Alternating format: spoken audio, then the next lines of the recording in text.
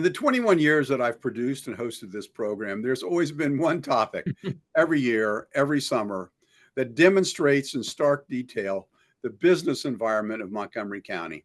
And it's an intractable problem.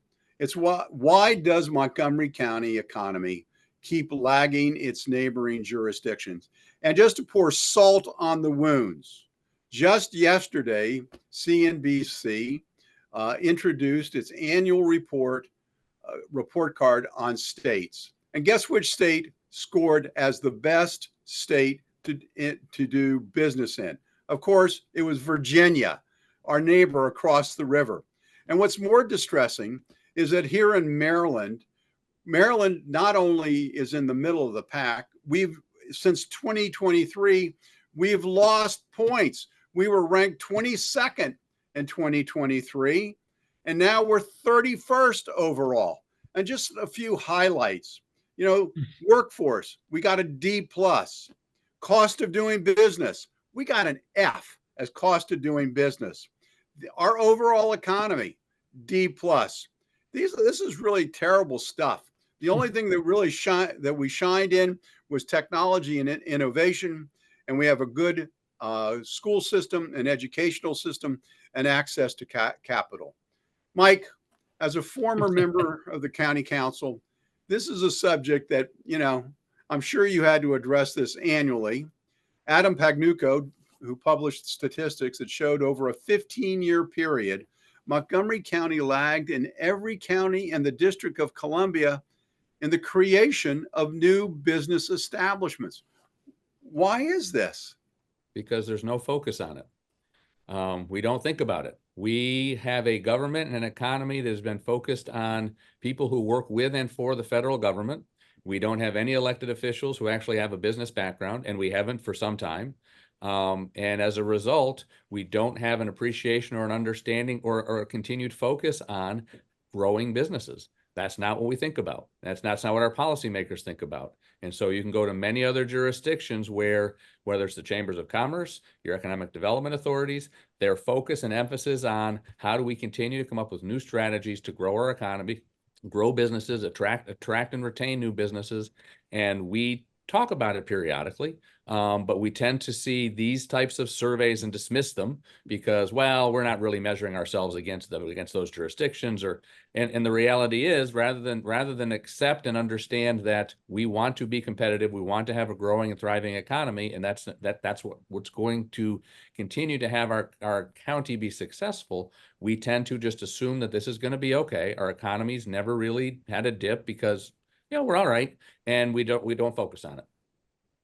Well, Mark, I mean, it seems rather odd that every 2 or 3 years they come out with a new economic development committee or task force. But Adam Pagnucco, in his statistics, says Montgomery County's had almost no job growth since 2008. Mm-hmm. Could I say something heretical for Montgomery County? Maybe it's thrown out of the county and sent to Virginia or what have you. But when we've at least you'll have a job when you get there. Right. Well, there you go.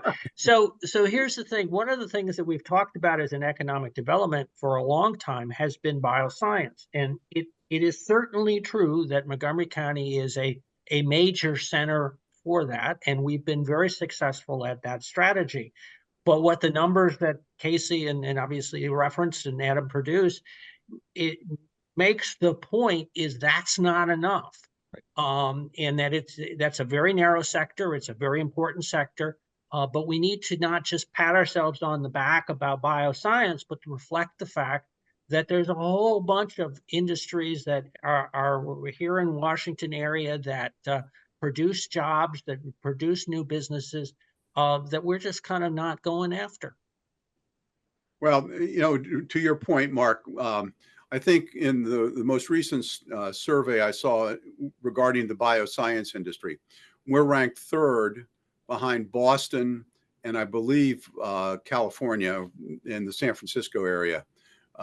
So we're not even top dog there. We're certainly very competitive, particularly on the lab, and FDA and NIH supports a lot of that.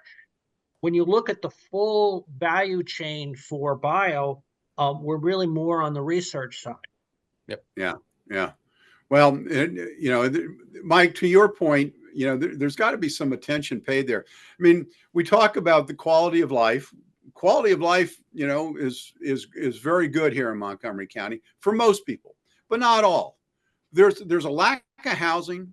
The cost of living here is very expensive. I mean, we got an F. The state got an F in cost of living. So we've got to be able to find a way to, you got to, I guess, it's called priming the pump.